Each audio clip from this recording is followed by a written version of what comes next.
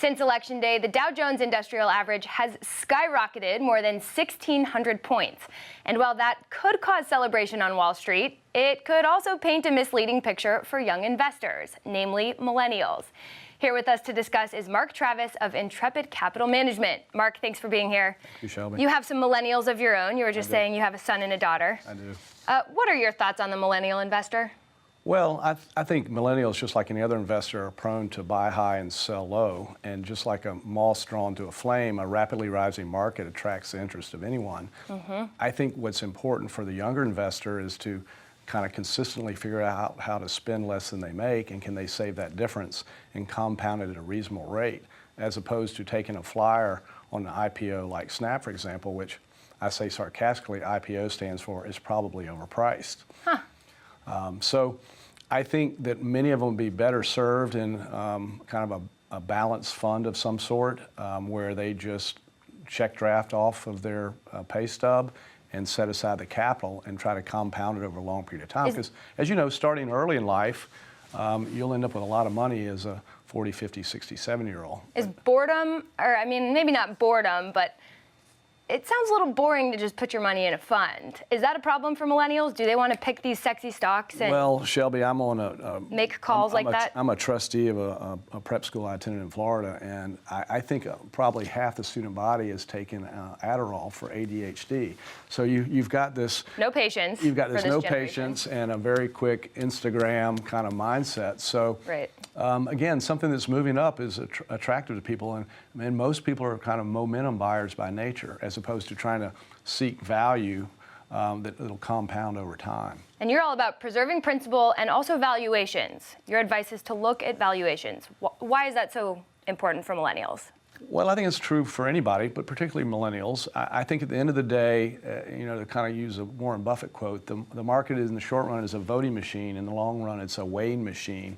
And so there comes times where the share price disconnects from the underlying business value. And we try to arbitrage that at Intrepid Capital Funds by buying when there's a disconnect, where the share price is lower than the intrinsic business or private market value. But there's times where it's well in excess of the business value. And again, a Snap is probably disconnected because it loses billions of dollars. How that changes anytime soon, I don't know. Right. Snapchat really did become a big story, especially with millennial investors. There were stories that young people were buying shares of the stock. So back to my point about boredom, do they want brand names? Do millennials want to buy companies that they understand, that they use? Could that create problems for them, or is that an opportunity? Well, I tend to think that Wall Street follows the IPOs because they've done an underwriting, so they're out promoting the share price to people, at least until the lockup period is over. And they tend to cover the biggest names in the industries, the Googles, the Apples, whatever. I think you can also show over time that turnover rate is a negative to your returns. So this momentum, short-term duration trading strategy is it's higher tax because it's generally going to be a short-term capital gain, higher commission, and it's very difficult to execute over a long period of time. So the empirical data shows a low turnover implying a 3, 4, 5-year holding period, you get a better outcome. Right.